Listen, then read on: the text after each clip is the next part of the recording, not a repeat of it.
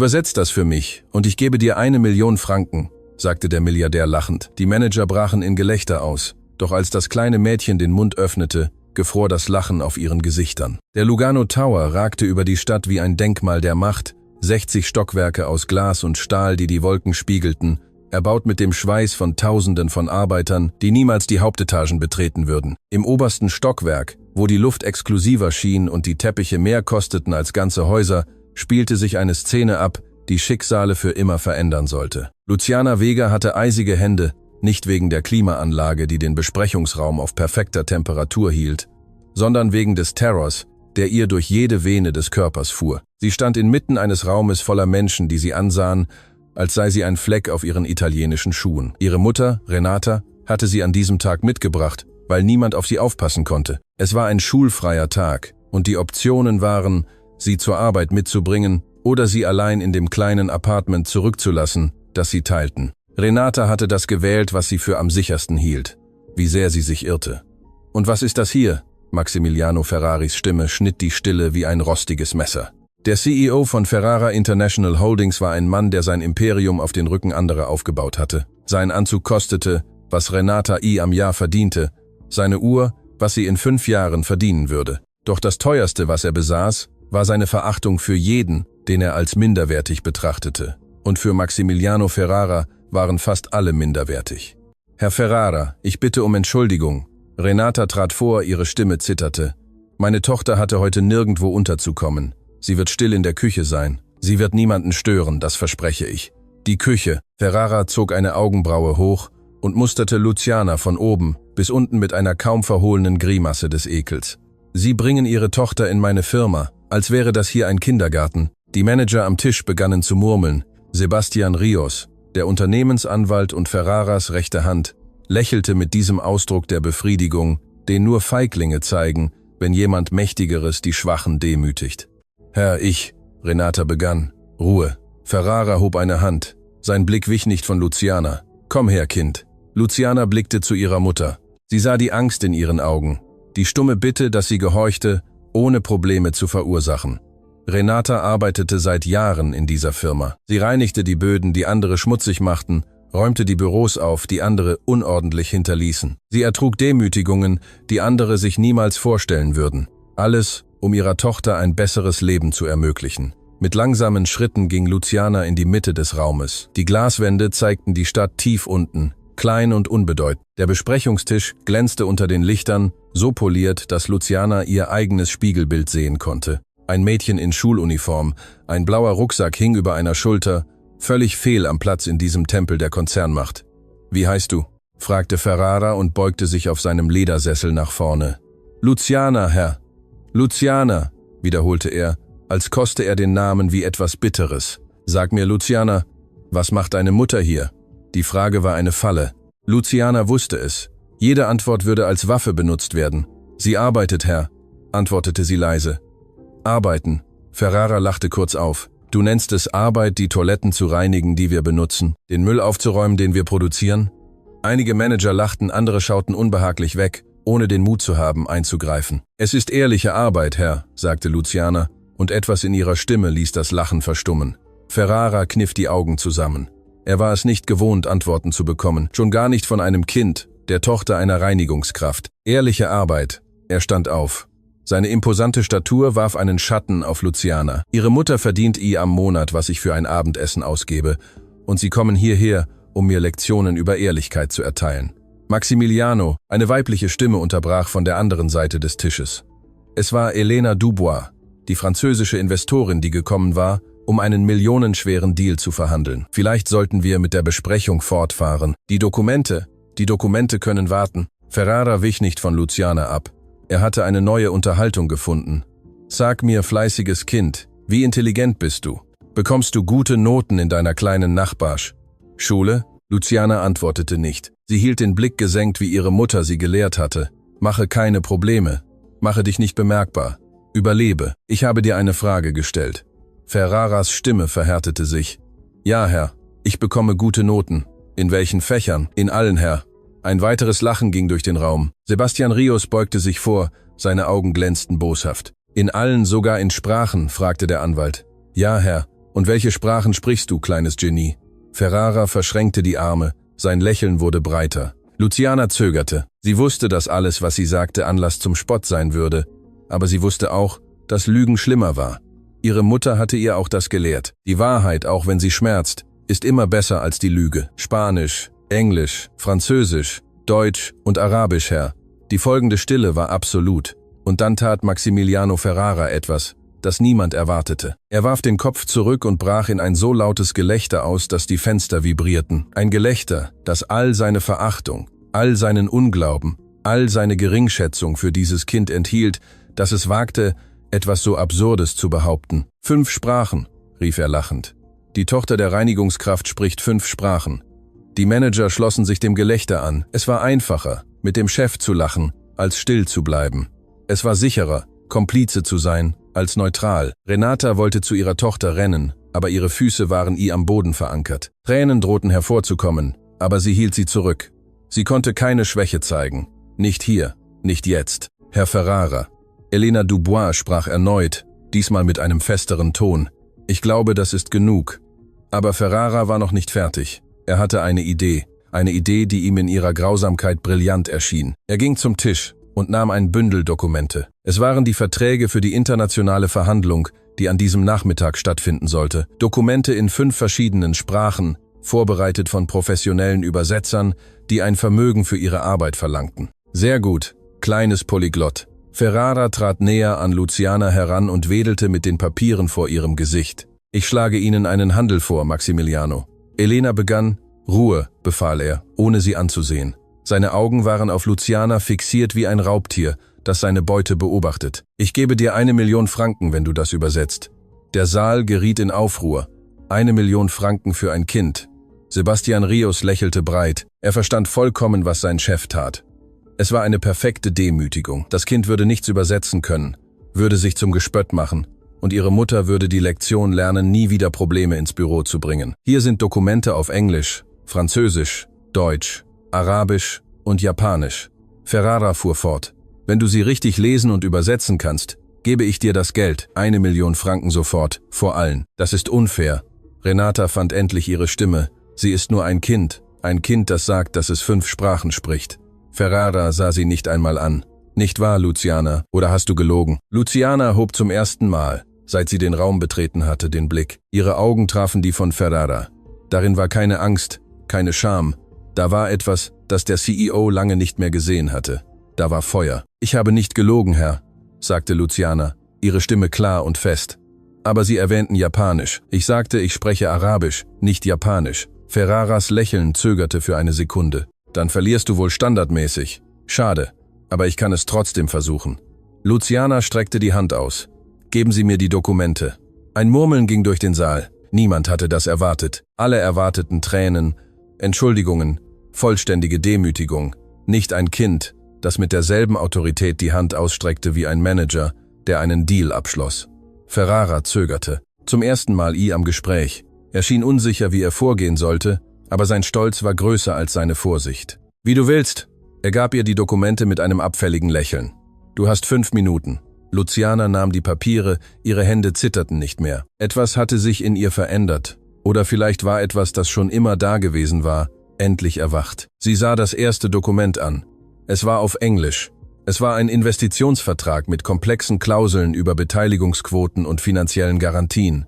Sie begann laut zu lesen. Anfangs schenkte ihr niemand wirkliche Aufmerksamkeit. Sie erwarteten, dass sie stottern, sich verwirren, die Farce demonstrieren würde, von der alle glaubten, dass sie es war. Doch dann begannen die Worte zu fließen. Luciana las nicht nur, sie übersetzte simultan ins Spanische und erklärte die Bedeutung jeder Klausel mit einer Präzision, die Elena Dubois dazu veranlasste, sich in ihrem Sitz nach vorne zu beugen. Warte, unterbrach die französische Investorin. Was hast du über die Kündigungsklausel gesagt, Luciana? Sie wiederholte die Übersetzung und fügte rechtlichen Kontext hinzu, den selbst die anwesenden Anwälte nicht in Betracht gezogen hatten. Das zweite Dokument war auf Französisch. Luciana nahm es und blickte direkt zu Elena, begann in perfektem Pariser Französisch zu lesen. Elena Dubois wurde blass. Ihre Aussprache, murmelte sie in ihrer Muttersprache. Sie ist tadellos. Luciana lächelte leicht und fuhr mit der Übersetzung ins Spanische fort. Das dritte Dokument war auf Deutsch. Es war ein technischer Bericht über internationale Banküberweisungen. Luciana las ihn mit derselben Flüssigkeit. Ihr Akzent war so perfekt, dass Karl Brenner, der deutsche Banker, der als Berater anwesend war, seine Brille abnahm, um sie besser anzusehen. »Wo haben Sie Deutsch gelernt?« fragte er in seiner Sprache. »Meine Nachbarin war Deutsche, Herr.« Luciana antwortete ebenfalls auf Deutsch. Sie hat es mir beigebracht, seit ich sehr klein war. Sie sagte, Worte seien Brücken zwischen Welten. Das 4. Dokument war auf Arabisch. Es war eine Absichtserklärung von Omar al-Rashid, dem Geschäftsmann, der am Nachmittag per Videokonferenz verhandeln würde. Luciana nahm das Papier und begann, die arabischen Zeichen von rechts nach links zu lesen. Ihre Stimme nahm die besondere Kadenz dieser alten Sprache an. Omar al-Rashid, der per Videokonferenz zugeschaltet war, um die vorläufige Besprechung zu verfolgen, erhob sich von seinem Sitz in seinem Büro tausende Kilometer entfernt. »Wer ist dieses Kind?« fragte er auf Arabisch. »Die Tochter der Reinigungskraft.« Luciana antwortete in derselben Sprache, ohne den Blick vom Dokument abzuwenden. »Und Ihr Brief ist sehr gut geschrieben, Herr al-Rashid, besonders der Absatz über die Bedeutung von Vertrauen am Geschäftsleben.« Der Saal war in völliger Stille. Maximiliano Ferrara hatte aufgehört zu lächeln. Sein Gesicht hatte sich in eine Maske des Unglaubens verwandelt, die sich langsam mit etwas Gefährlicherem färbte. Demütigung. Es gab nur noch ein Dokument, dasjenige auf Japanisch, die Sprache, die Luciana nicht kannte. Ferrara sah seine Chance. »Das Letzte«, sagte er, und gewann etwas von seiner Fassung zurück. »Japanisch«, Sie sagten, Sie sprechen es nicht. Ich nehme an, hier endet Ihre Vorstellung.« Luciana blickte auf das Dokument. Die japanischen Schriftzeichen starrten sie wie ein unmögliches Rätsel an. Sie spürte das Gewicht all der Blicke auf sich. Sie spürte die Hoffnung ihrer Mutter, sie spürte Ferraras Verachtung, sie spürte das Erstaunen der internationalen Investoren und dann tat sie etwas, das niemand erwartete. Sie ging zu Yuki Tanaka, der japanischen Managerin, die dort saß. Sie verbeugte sich respektvoll, wie sie es in Lehrvideos gesehen hatte, und sprach, »Tanaka-san, ich spreche kein Japanisch, aber ich habe die Kultur Ihres Landes jahrelang studiert. Ich weiß, dass es in Japan so wichtig ist, zuzugeben, was man nicht weiß, wie zu zeigen, was man weiß. Ich bitte Sie demütig, mir zu lehren, dieses Dokument zu lesen. Nicht heute, aber irgendwann.« Die Stille, die folgte, war anders als alle vorherigen. Yuki Tanaka stand langsam auf. Ihre Augen glänzten mit etwas, das Bewunderung sein könnte, oder vielleicht etwas Tieferes. »In Japan«, sagte sie auf Spanisch mit einem sanften Akzent, »haben wir ein Wort. Gambaru bedeutet, sein Bestes zu geben, niemals aufzugeben, alles von sich zu geben, auch wenn das Ergebnis ungewiss ist.« Sie blickte Ferrara mit einem Ausdruck an, der den CEO einen Schritt zurücktreten ließ. Dieses Kind hat gerade mehr Gambaru gezeigt als jeder Manager, den ich in 20 Jahren am Geschäft getroffen habe. Elena Dubois stand ebenfalls auf. »Ich stimme vollkommen zu. Was ich gerade erlebt habe, ist außergewöhnlich.« Karl Brenner nickte. »Ich habe noch nie so etwas gesehen.« Omar al-Rashid sprach von der Leinwand auf Spanisch mit tiefer Stimme. »Herr Ferrara, Sie haben 1 Million Franken versprochen. Das Kind hat 4 von 5 Dokumenten perfekt übersetzt. Ich würde sagen, Sie haben mehr als erfüllt.« Ferrara blickte sich um. Die Verbündeten, die er zu haben hoffte, hatten sich gegen ihn gewandt. Die Demütigung, die er für ein Kind geplant hatte, fiel nun auf seine eigenen Schultern. »Das ist lächerlich.« Seine Stimme zitterte vor unterdrückter Wut. Es war ein Witz. »Offensichtlich werde ich einem Gern keine 1 Million Franken geben.« »In Witz?«, wiederholte Elena Dubois langsam. »Ein Kind vor internationalen Investoren zu demütigen. Finden Sie lustig, Herr Ferrara? Das ist mein Unternehmen.« Ferrara schlug auf den Tisch. »Ich entscheide, was lustig ist und was nicht.« Sebastian Rios versuchte einzugreifen. »Vielleicht sollten wir eine Pause machen. Niemand hat nach deiner Meinung gefragt.« Ferrara schrie seinen eigenen Anwalt an. Luciana blieb mitten am Raum stehen, die Dokumente gegen ihre Brust gedrückt. Sie blickte zu ihrer Mutter, die leise in der Nähe der Tür weinte.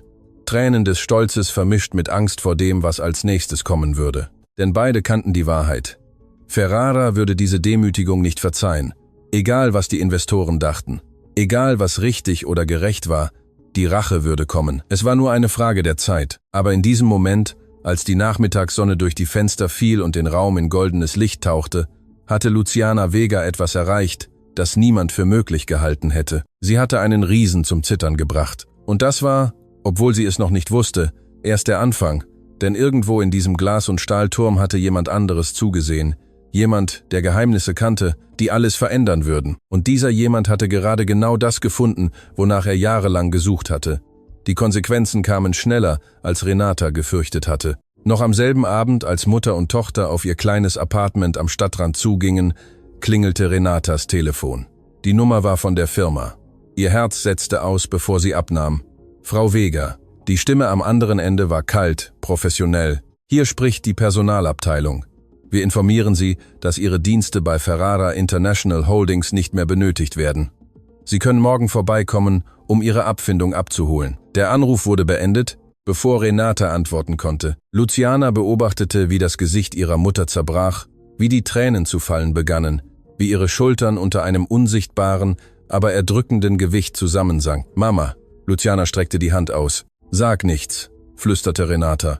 »Bitte, jetzt nicht.« Sie gingen den Rest des Weges schweigend. Eine Stille, die schwerer wog als jedes Wort. Luciana spürte den Knoten in ihrer Kehle mit jedem Schritt wachsen. Sie hatte das verursacht. Ihr Moment des Mutes hatte die einzige Einkommensquelle ihrer Familie zerstört. Das Appartement empfing sie mit seiner üblichen Dunkelheit. Renata schaltete die Lichter nicht ein, setzte sich auf den einzigen Stuhl Pirme am Esszimmer und ließ den Kopf zwischen die Hände fallen. 15 Jahre, murmelte sie. 15 Jahre dort arbeiten, alles ertragen. Und an einem Tag ist alles vorbei. Mama, ich wollte das nicht. Ich weiß, dass du das nicht wolltest. Renata hob zum ersten Mal ihre Stimme. Ihre Augen glänzten vor Tränen und etwas anderem. Etwas, das Luciana noch nie an ihr gesehen hatte. Verzweiflung. Aber jetzt haben wir nichts mehr, Luciana, verstehst du? Nichts. Die Miete ist in 2 Wochen fällig. Ich habe keine Ersparnisse. Ich habe keine andere Arbeit, die auf mich wartet. Was werden wir tun? Luciana hatte keine Antwort.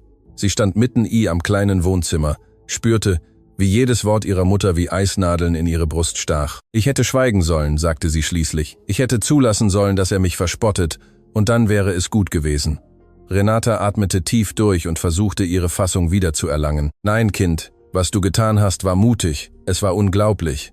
Aber in dieser Welt gewinnen die Mutigen nicht immer. Manchmal zertreten die Mächtigen einfach diejenigen, die es wagen, sie herauszufordern. Das ist nicht fair. Nein, das ist es nicht. Die Stille kehrte schwerer als zuvor zurück. Luciana ging zu ihrer Mutter und umarmte sie. Renata schluchzte an der Schulter ihrer Tochter und ließ all die Angst und Frustration ab, die sie stundenlang, ehrlich gesagt jahrelang, zurückgehalten hatte. Wir werden eine Lösung finden, flüsterte Luciana. Ich weiß nicht wie, aber wir werden es tun. Das verspreche ich dir. Renata antwortete nicht, sie weinte nur weiter. Die nächsten Tage waren die schwierigsten, an die sich Luciana erinnern konnte. Renata ging jeden Morgen vor Sonnenaufgang aus dem Haus und suchte Arbeit, wo immer sie aufnehmen würde.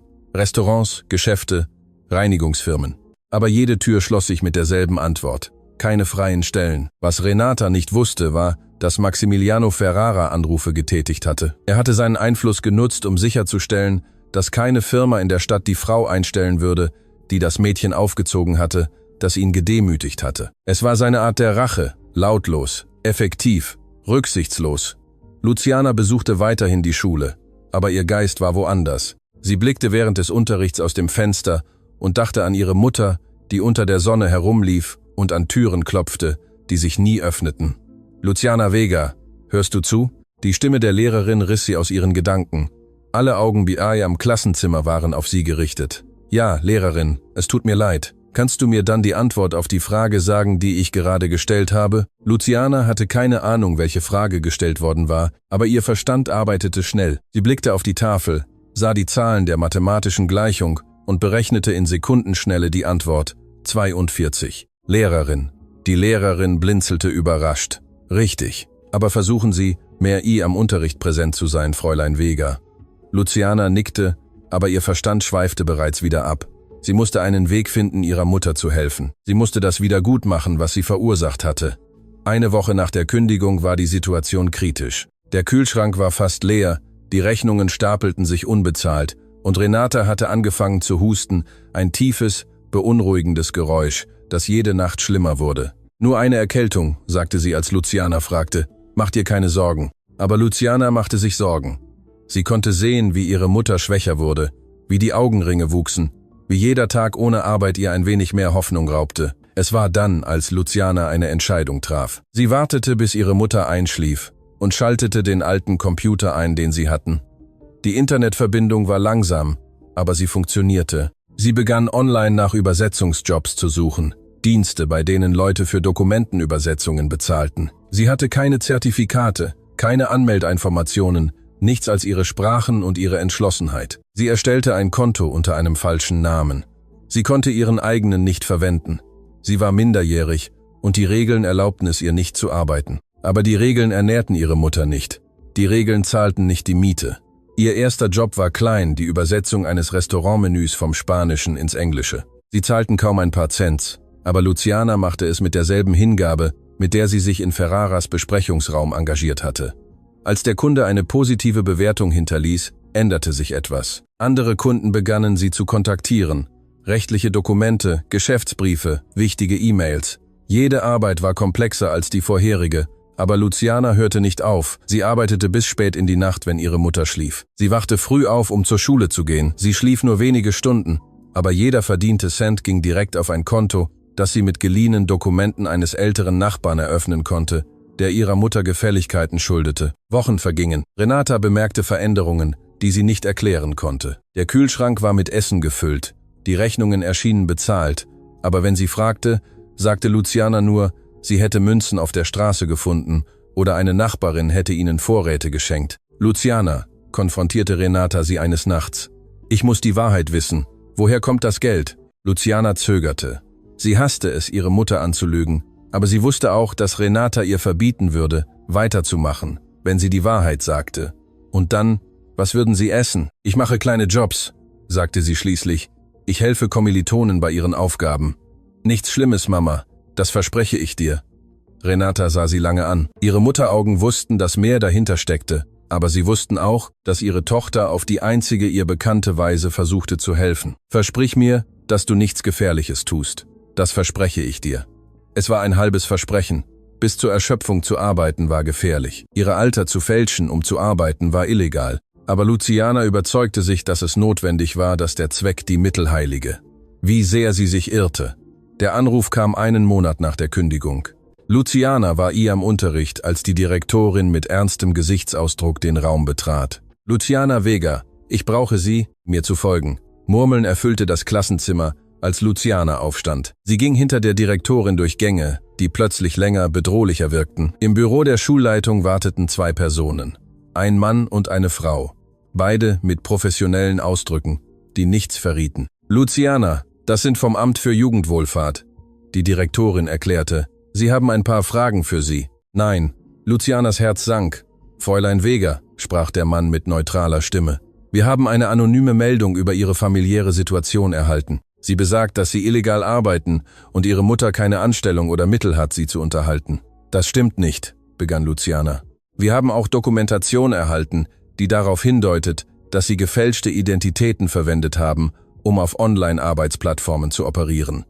Die Frau fügte hinzu, ist das wahr? Luciana spürte, wie die Welt um sie herum enger wurde. Jemand hatte sie denunziert. Jemand, der genau wusste, was sie tat. Ferrara musste es sein. Seine Rache war mit der Kündigung ihrer Mutter noch nicht vorbei. Er hatte gewartet, zugesehen und griff nun dort an, wo es am meisten schmerzte. Wir müssen mit ihrer Mutter sprechen.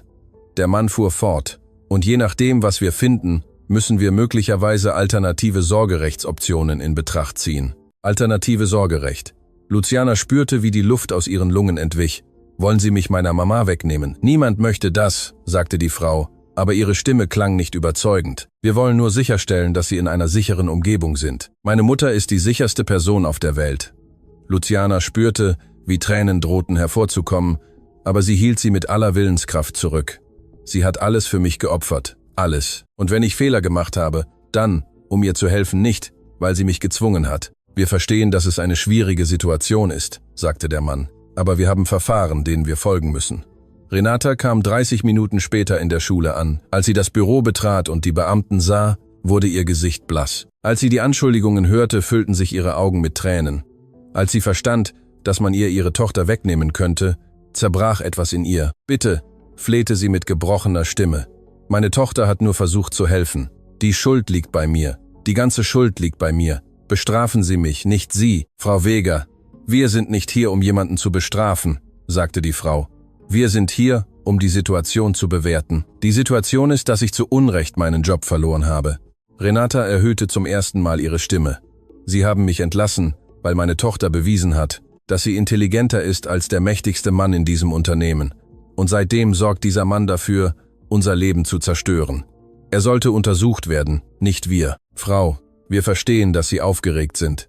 Sie verstehen gar nichts. Renata schluchzte jetzt. Sie verstehen nicht, wie es ist, auf den Straßen nach Arbeit zu suchen, während Ihre Tochter hungert. Sie verstehen nicht, wie es ist, Ihr Kind bis spät in die Nacht wach zu sehen, um uns zu retten. Sie verstehen nichts. Luciana ging zu ihrer Mutter und umarmte sie.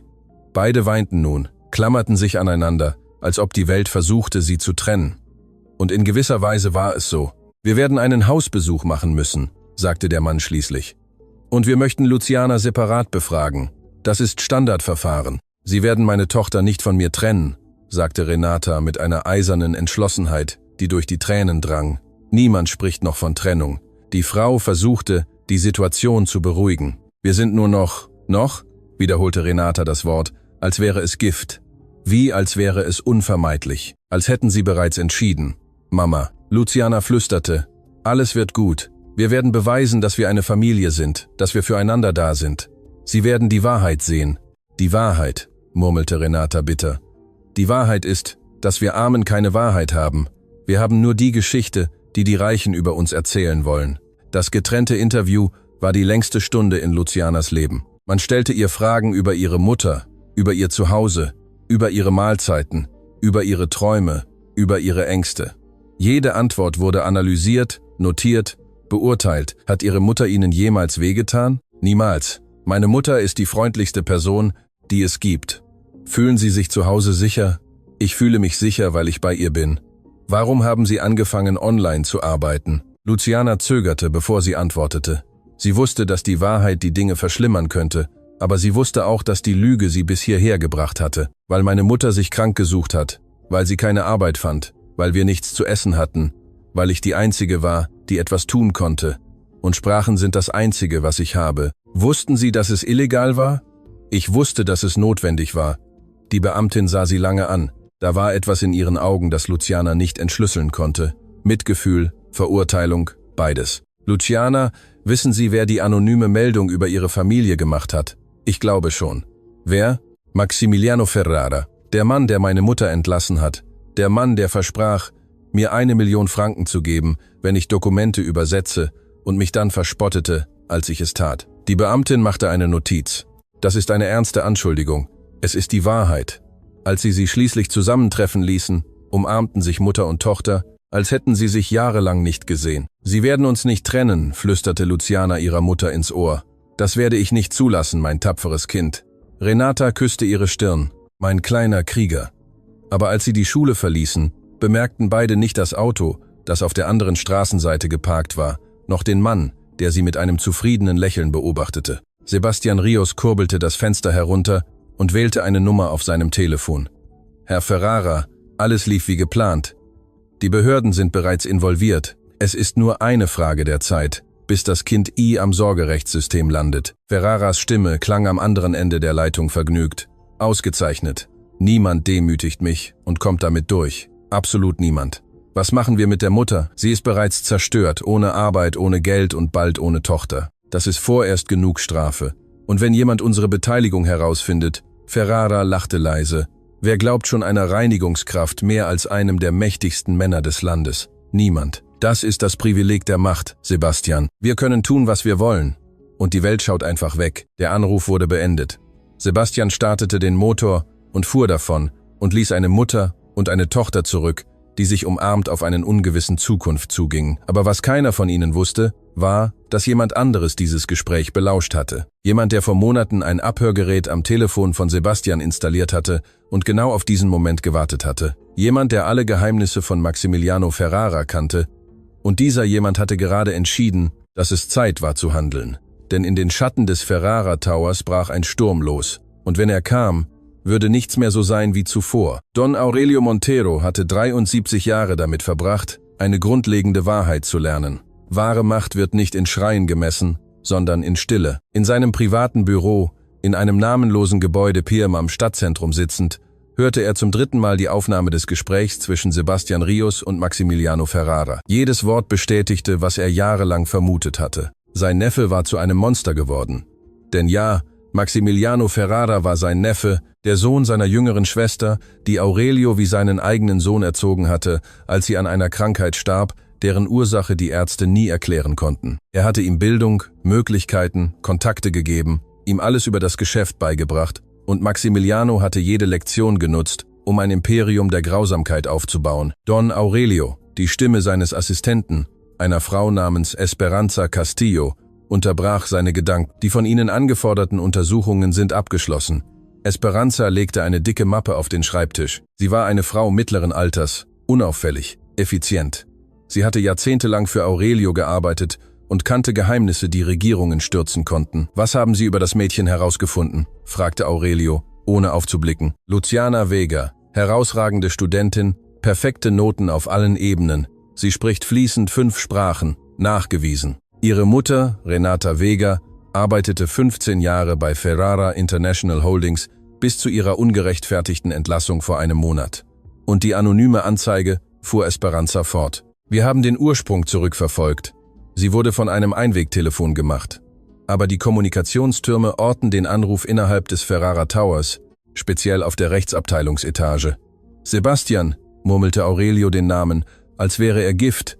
Es gibt mehr, fuhr Esperanza fort. Die Mutter ist krank. Es begann als einfacher Husten, aber es ist schlimmer geworden. Unsere Kontakte am Gemeindekrankenhaus deuten darauf hin, dass sie in den letzten 2 Wochen 3-mal die kostenlose Klinik besucht hat. Die Ärzte vermuten schwere Bronchitis, die sich möglicherweise zu einer Lungenentzündung entwickelt.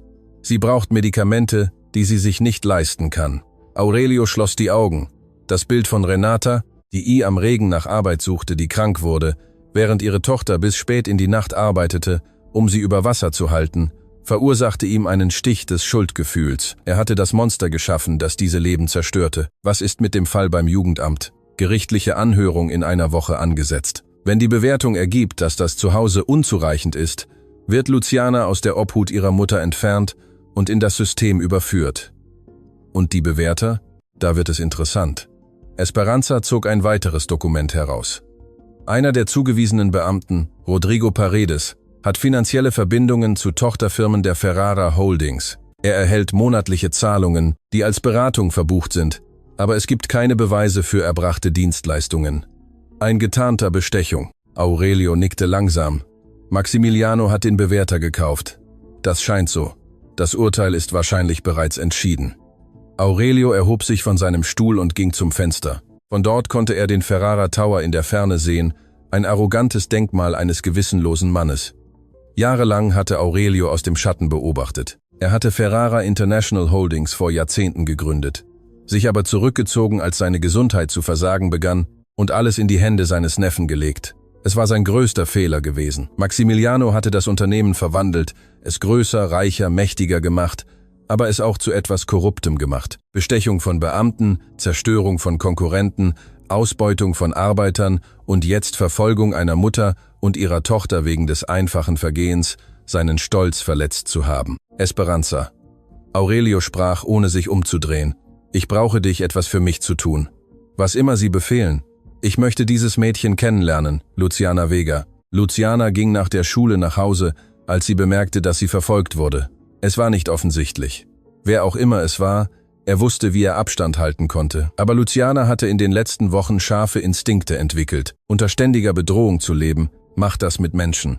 Sie beschleunigte ihren Schritt. Der Verfolger beschleunigte ebenfalls. Ihr Herz begann schneller zu schlagen. Jemand war von Ferrara geschickt worden. Ein weiterer Zug in seinem grausamen Spiel. Sie dachte daran zu rennen, aber ihre Beine zitterten zu sehr. Luciana Vega, rief eine weibliche Stimme.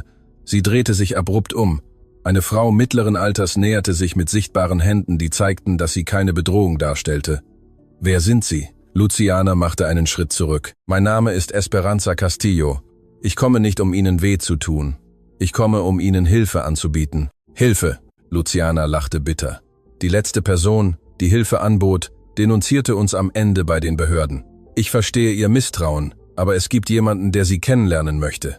Jemand, der weiß, was Maximiliano Ferrara Ihnen und Ihrer Mutter angetan hat. Jemand, der Ihnen wirklich helfen kann. Wer? Sein Name ist Don Aurelio Montero.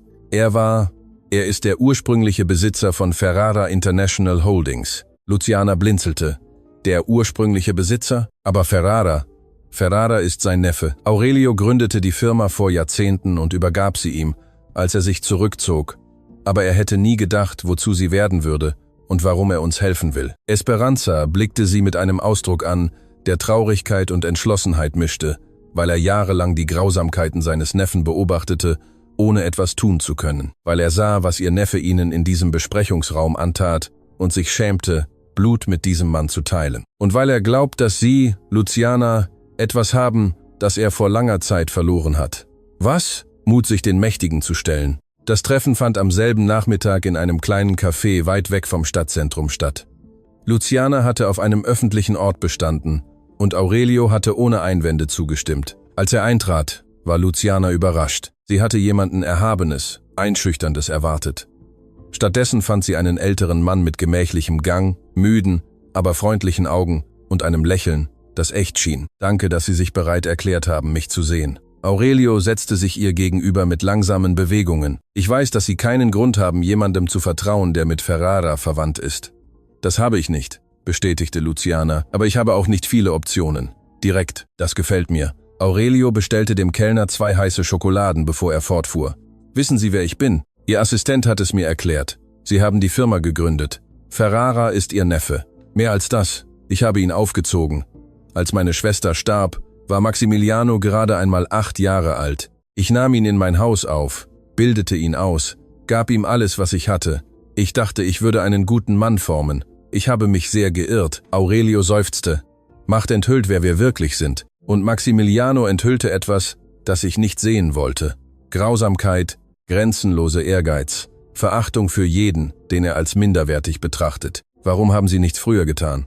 Die Frage traf Aurelio wie ein Schlag. Es war dieselbe Frage, die er sich jede Nacht stellte. Feigheit, gab er zu. Schande, Verleugnung. Ich überzeugte mich selbst, dass es Gerüchte seien, Übertreibungen, dass der Junge, den ich aufgezogen hatte, nicht so schlecht sein könne. Aber als ich sie in diesem Besprechungsraum sah, als ich sah, wie mein Neffe es genoss, ein Kind vor Dutzenden von Menschen zu demütigen, wusste ich, dass ich nicht länger wegschauen konnte. Sie waren dort. Ich habe Zugang zu allen Sicherheitskameras des Unternehmens. Ich habe die Kontrolle nie ganz aufgegeben. Es war meine letzte Sicherung, auch wenn ich nie gedacht hätte, dass ich sie benutzen müsste. Luciana verarbeitete die Informationen, dann sah sie alles. Ich sah, wie sie diese Dokumente mit einer Fähigkeit übersetzten, für die Profis Jahre brauchen würden. Ich sah, wie sie einen Mann konfrontierten, der Karrieren mit einem Fingerschnippen zerstört hat. Ich sah, wie sie weise genug waren, als das japanische Dokument kam, zuzugeben, was sie nicht wussten, und die Demut zu lernen. Seine Augen wurden leicht feucht. Ich sah ein außergewöhnliches Kind, das von einem Mann wie Müll behandelt wurde, der es nicht wert ist, seine Schuhe zu putzen. Die heiße Schokolade kam. Luciana umschloss die Tasse mit ihren Händen und sog die Wärme auf. »Was wollen Sie von mir?« fragte sie schließlich. »Ich möchte Ihnen und Ihrer Mutter helfen.« »Wie?« Aurelio zog einen Umschlag aus seiner Jacke. »Hier ist genug Geld, um die medizinische Behandlung Ihrer Mutter zu bezahlen. Ich weiß, dass sie krank ist. Ich weiß, dass sie Medikamente braucht, die sie sich nicht leisten können.« Luciana blickte auf den Umschlag, berührte ihn aber nicht. »Und ihr am Gegenzug?« »Nichts. Niemand gibt etwas umsonst.« Aurelio lächelte mit echter Bewunderung. »Sie haben recht. Es gibt immer einen Grund. Meine ist Erlösung. Ich habe jahrelang zugelassen, dass mein Neffe Leben zerstört, während ich schweigend meine Münzen zählte. Ihnen zu helfen wird meine Sünden nicht auslöschen. Aber vielleicht kann ich verhindern, dass er mehr begeht. Es gibt noch etwas.« Luciana blickte ihm direkt in die Augen. Sie wollen mehr als nur ein besseres Gefühl haben. Aurelio schwieg lange, schließlich nickte er. »Ich will Maximiliano aufhalten, nicht nur wegen dem, was er ihnen angetan hat, sondern wegen allem, was er jahrelang getan hat. Die Bestechungen, die Manipulationen, die Leben, die er ruiniert hat. Aber ich kann es nicht allein tun. Ich brauche jemanden, dem ich vertrauen kann. Jemanden, der unbezahlbar ist. Jemanden, den Maximiliano nie kommen sehen würde. Luciana lachte fast. Ich bin ein Kind. Ich habe keine Macht, kein Geld, nichts. Sie haben etwas Wertvolleres als all das. Sie haben Wahrheit, ihre Geschichte, ihr Talent, ihren Mut. Die Welt beginnt bereits, von ihnen zu hören. Die Investoren, die in diesem Treffen waren, haben nicht aufgehört, von dem Mädchen zu sprechen, das Ferrara in seinem eigenen Vorstandszimmer gedemütigt hat. Sprechen. Elena Dubois, die französische Investorin, sagte, sie hat alle Verhandlungen mit Ferrara Holdings abgesagt. Omar al-Rashid tat dasselbe. Karl Brenner überdenkt seine Beteiligung und Yuki Tanaka veröffentlichte einen Artikel in einer japanischen Wirtschaftszeitschrift über die Bedeutung der Anerkennung von Talenten, unabhängig von ihrer Herkunft. Luciana spürte etwas Seltsames in ihrer Brust. Hoffnung, Stolz, sie war sich nicht sicher. Und was wollen Sie, dass ich tue? Vorerst nichts. Ich möchte nur, dass Sie meine Hilfe annehmen, dass Sie mich die Behandlung Ihrer Mutter bezahlen lassen, dass Sie mich sie vor dem schützen lassen. Was kommt? Was kommt? Aurelios Ausdruck wurde düster. Die Anhörung beim Jugendamt. Maximiliano hat einen der Bewerter gekauft. Das Ergebnis ist vorbestimmt. Sie werden Ihnen Ihre Mutter wegnehmen. Lucianas Welt hörte auf zu existieren. Woher wissen Sie das? Weil ich überall Augen habe und weil ich meinen Neffen kenne. Er wird nicht ruhen, bis er dich vollständig zerstört hat. Tränen drohten hervorzukommen, aber Luciana hielt sie zurück. Sie würde nicht weinen. Nicht hier, nicht jetzt. Sie können es aufhalten. Ich kann es versuchen, aber ich brauche Zeit und ich brauche, dass Sie mir vertrauen. Luciana blickte auf den Umschlag auf dem Tisch. Sie dachte an ihre Mutter, die jede Nacht hustete, die jeden Tag schlimmer wurde. Sie dachte an die Anhörung, die wie ein unvermeidlicher Sturm nahte. Sie dachte an all die Türen, die sich geschlossen hatten, an all die Hoffnungen, die gestorben waren, und sie dachte an etwas, das ihre Mutter ihr immer gesagt hatte. Wenn man nichts zu verlieren hat, ist jede ausgestreckte Hand eine Brücke. Sie nahm den Umschlag. In Ordnung, sagte sie. Ich werde Ihnen vertrauen, aber wenn Sie mich verraten, wenn Sie meiner Mutter in irgendeiner Weise Schaden zufügen, werde ich einen Weg finden, sie zu zerstören. Ich weiß nicht wie, aber ich werde es tun. Aurelio sah sie mit einer Mischung aus Staunen und Respekt an. Das weiß ich, und genau deshalb glaube ich an Sie. An diesem Abend, als Luciana nach Hause kam, fand sie ihre Mutter ihr am Dunkeln weinend vor. »Mama«, sie rannte zu ihr. »Was ist passiert, Renata?« Renata hob ein zerknülltes Papier hoch. Es war ein offizieller Brief des Jugendamtes. Sie haben die Anhörung vorgezogen. Sie ist übermorgen. Ihre Stimme war kaum mehr als ein Flüstern. Sie sagen, Sie haben genügend Beweise, um festzustellen, dass unser Zuhause ungeeignet ist. Luciana spürte, wie der Boden unter ihren Füßen verschwand. Aurelio hatte gesagt, er brauche Zeit, aber die Zeit war abgelaufen. »Mama, hör mir zu.« Sie nahm die Hände ihrer Mutter in ihre. »Ich habe heute jemanden kennengelernt, jemanden, der uns helfen will. Jemanden, der die Macht hat, Ferrara entgegenzutreten. Wer? Der Mann, der ihre Firma gegründet hat. Sein eigener Onkel.« Renata blickte sie ungläubig an. »Ferraras Onkel. Und du glaubst ihm? Ich weiß nicht, ob ich ihm glauben soll, aber wir müssen es versuchen. Es ist unsere einzige Chance.« Renatas Husten unterbrach das Gespräch. Er war tief, schmerzhaft. Und dieses Mal kam er mit etwas begleitet, das Lucianas Herz zum Stillstand brachte. Blut. Auf dem Taschentuch, das ihre Mutter zum Bedecken ihres Mundes benutzt hatte, waren Blutflecken. »Mama, es ist nichts.« Renata versuchte, das Taschentuch zu verstecken. »Es ist nur... Lüg mich nicht an.« Luciana schrie. Tränen liefen ihre Wangen herunter. »Wie lange passiert das schon?« Renata antwortete nicht. Sie musste es nicht tun. Ihre Augen sagten alles. »Wir gehen jetzt ins Krankenhaus. Wir können es uns nicht leisten.« Luciana zog den Umschlag hervor, den Aurelio ihr gegeben hatte. Sie öffnete ihn. Darin war mehr Geld, als sie seit Jahren gesehen hatten. Jetzt schon, in der Notaufnahme des städtischen Krankenhauses. Während die Ärzte Renata untersuchten, machte Luciana einen Anruf. »Don Aurelio, ich bin Luciana. Meine Mutter ist sehr krank und Sie haben die Anhörung vorgezogen. Sie ist übermorgen.« Aurelios Stimme klang angespannt am anderen Ende. »Sie beschleunigen alles. Maximiliano muss etwas ahnen. Was tun wir?« Lange Pause. Dann sprach Aurelio mit erneuter Entschlossenheit. »Mach dich bereit, Luciana, denn wir werden etwas tun, das mein Neffe niemals erwarten würde.« »Was? Wir werden die Wahrheit sagen, die ganze Wahrheit vor der ganzen Welt.« Der Wartebereich des städtischen Krankenhauses roch nach Desinfektionsmittel und Verzweiflung. Luciana hatte die ganze Nacht auf einem Plastikstuhl gesessen und die Uhr Sekunde für Sekunde vorrücken sehen, unfähig zu schlafen, unfähig an etwas anderes zu denken als an ihre Mutter hinter diesen weißen Türen. Die Ärzte hatten das Schlimmste bestätigt. Schwere Lungenentzündung. Renata brauchte sofortige Krankenhausaufnahme, teure Medikamente und vor allem absolute Ruhe. Wochen des Gehens Pirm am Regen auf der Suche nach Arbeit. Nächte ohne Schlaf, in denen sie sich um ihre Tochter sorgte, und die ständige Bedrohung durch den ständigen Druck hatten ihr Immunsystem zerstört. Ihr Zustand ist stabil, hatte Dr. Miranda Solis gesagt, eine Frau mit mitfühlenden Augen, die aufrichtig besorgt schien, aber sie muss mindestens eine Woche hier bleiben. Wenn die Infektion die Lunge vollständig erreicht, könnten wir von etwas viel Ernsterem sprechen.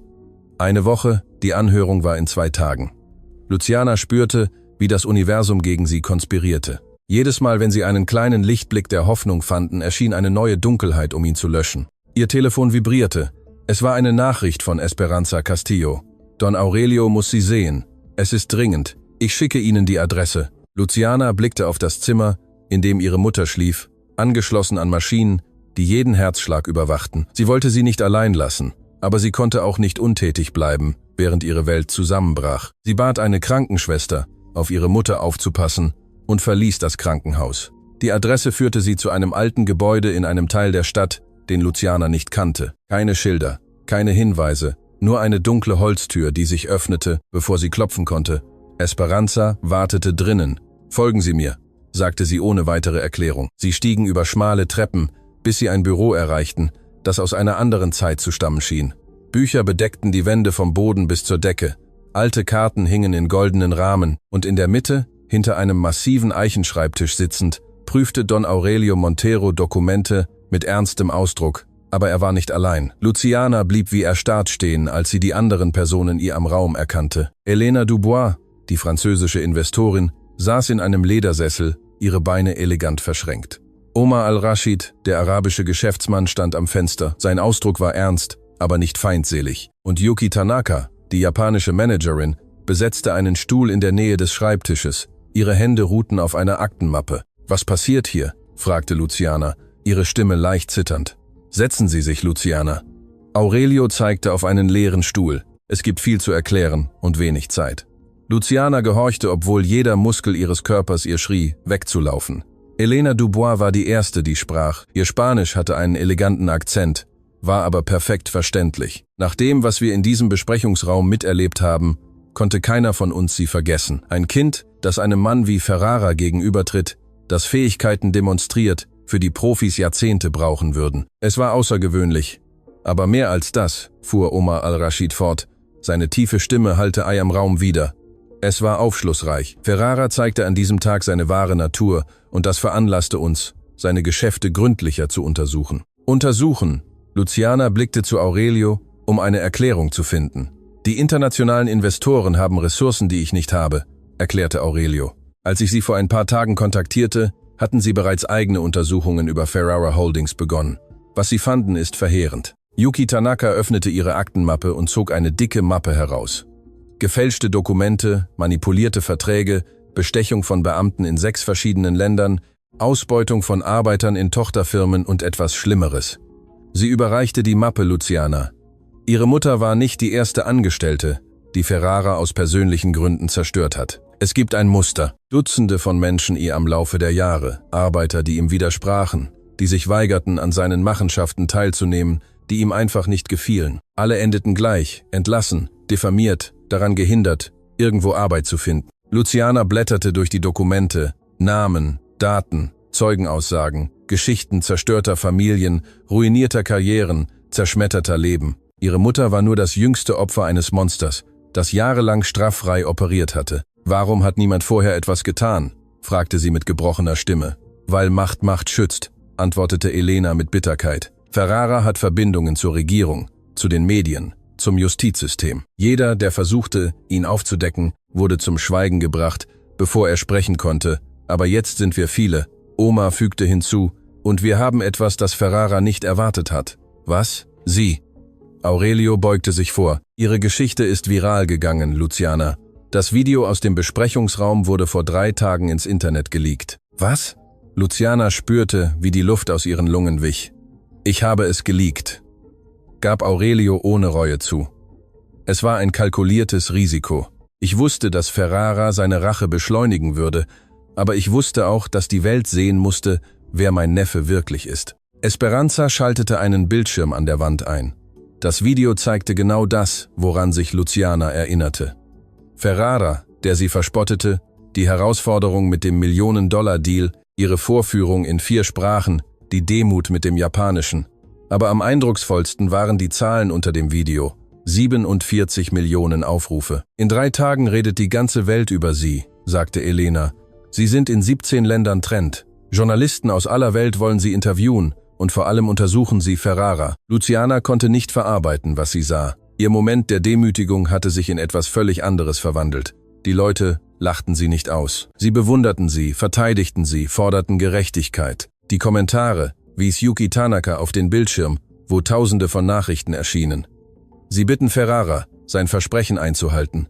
Die Million Franken, die Leute sagen, sie verdienen es. Ich will sein Geld nicht, sagte Luciana fest. Ich will nur, dass er meine Familie in Ruhe lässt. Und genau das werden wir erreichen. Aurelio stand auf, aber wir brauchen Ihre Hilfe. Wofür meine Hilfe? Für die Pressekonferenz, die wir für morgen organisiert haben. Die nächsten Stunden waren ein Wirbelwind der Vorbereitung. Aurelio erklärte den Plan. Morgen, Stunden vor der Anhörung beim Jugendamt, würden sie eine internationale Pressekonferenz abhalten. Die Investoren würden die Beweise für Ferraras Unternehmensverbrechen vorlegen. Aurelio würde seine Identität als Gründer des Unternehmens enthüllen und öffentlich die Taten seines Neffen anprangern.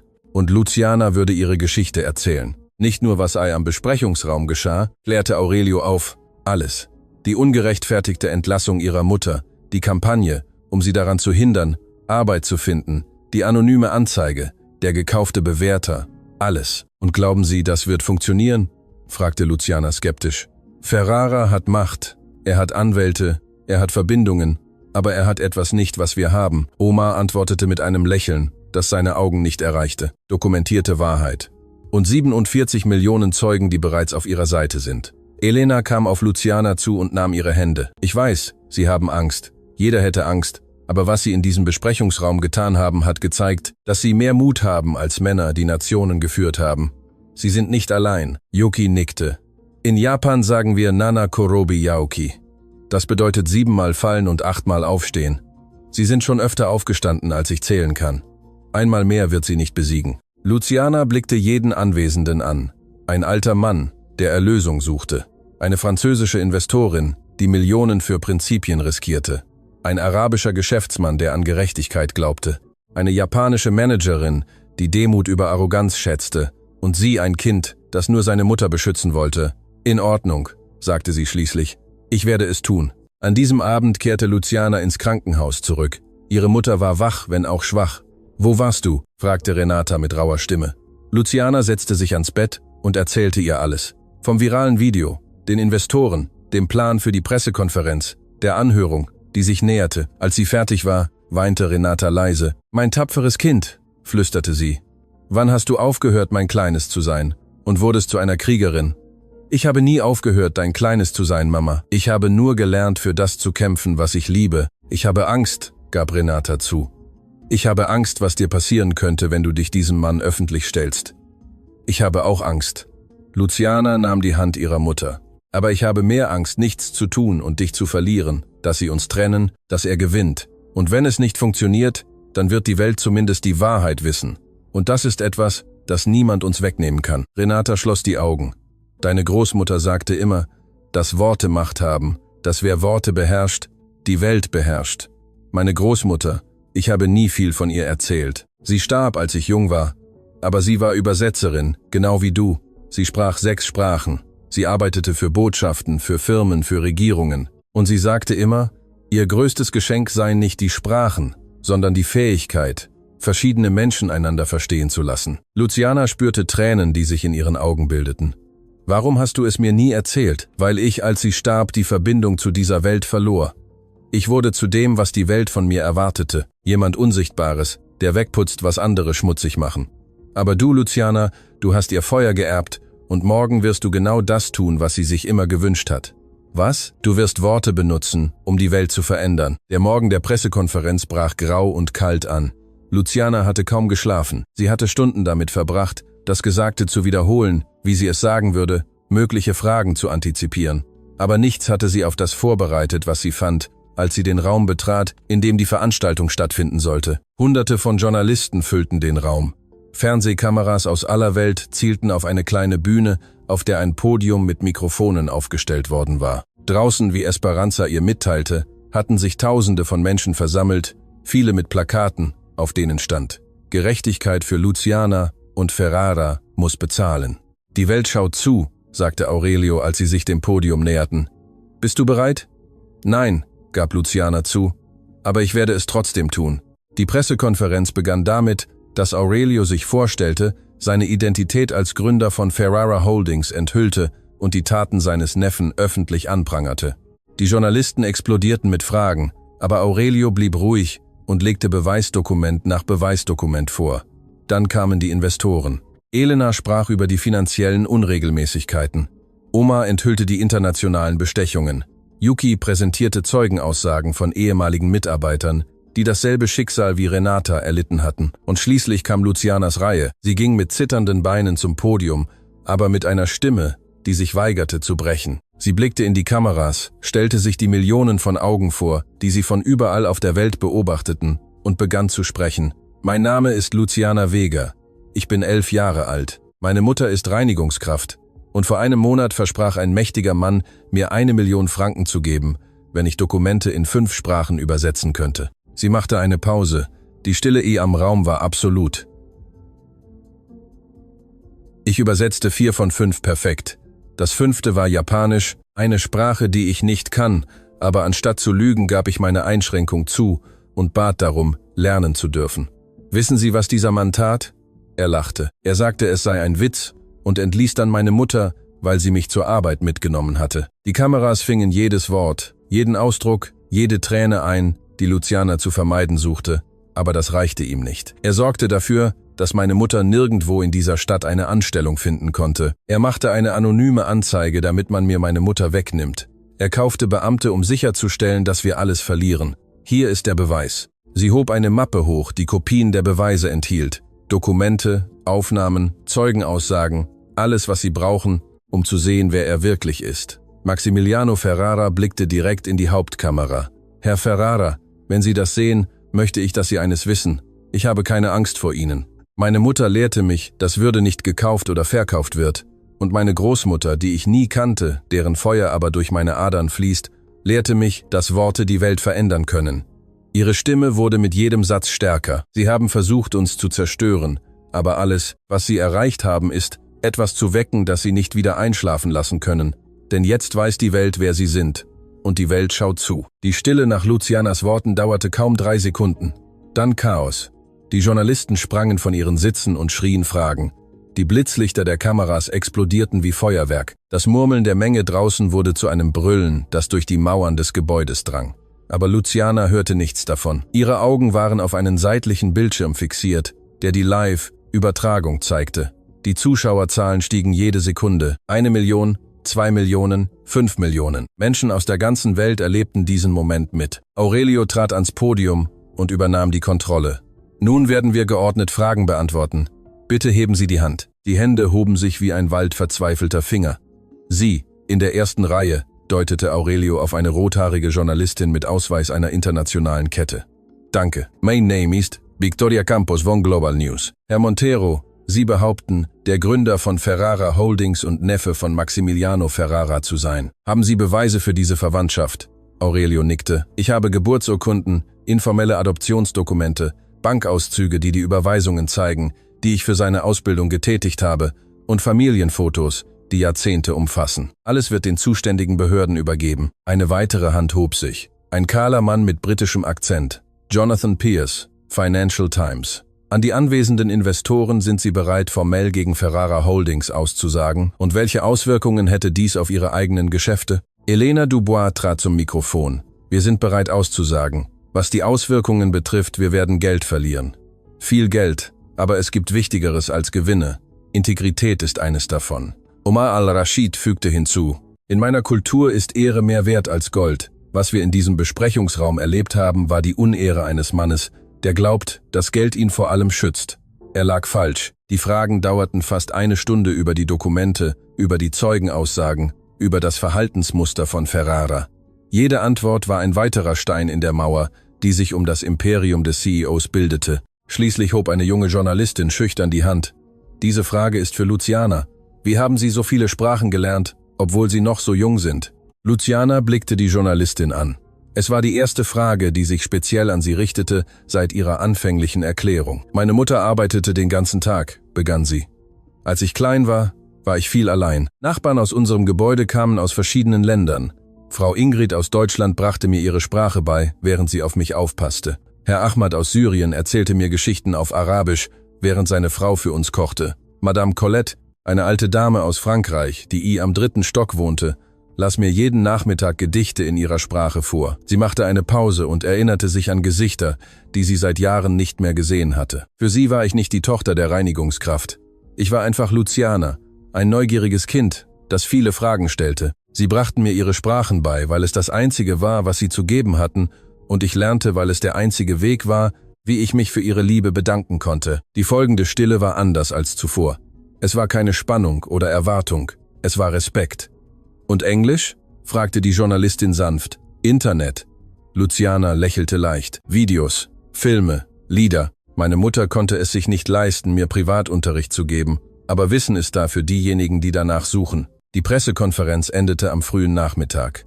Als Luciana aus dem Gebäude eskortiert wurde, begann ihr Telefon unkontrolliert zu vibrieren. Nachrichten von unbekannten Nummern, Benachrichtigungen von sozialen Medien, verpasste Anrufe von internationalen Vorwahlen, aber nur eine Nachricht erregte ihre Aufmerksamkeit. Sie war von Dr. Miranda Solis vom Krankenhaus. »Deine Mutter ist aufgewacht. Sie fragt nach dir. Komm, wann immer du kannst.« Luciana rannte. Im Krankenzimmer saß Renata am Bett und starrte auf einen kleinen Fernseher, der die Nachrichten übertrug. »Mein Kind«, flüsterte sie, als Luciana eintrat.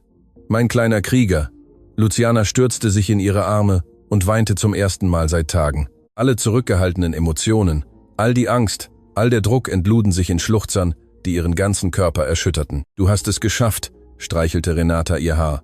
»Du hast dich einem Monster gestellt und die ganze Welt hat es gesehen. Ich hatte so viel Angst, Mama, so viel Angst zu versagen, dass es umsonst sein würde. Aber du bist nicht gescheitert. Du bist nie gescheitert, Luciana. Alles, was du getan hast, hast du mit dem Herzen getan. Und das Herz lügt nie.« Dr. Solis kam in diesem Moment mit einem Lächeln herein, das ihr Gesicht erleuchtete. »Ich habe gute Nachrichten. Die Infektion reagiert auf die Behandlung.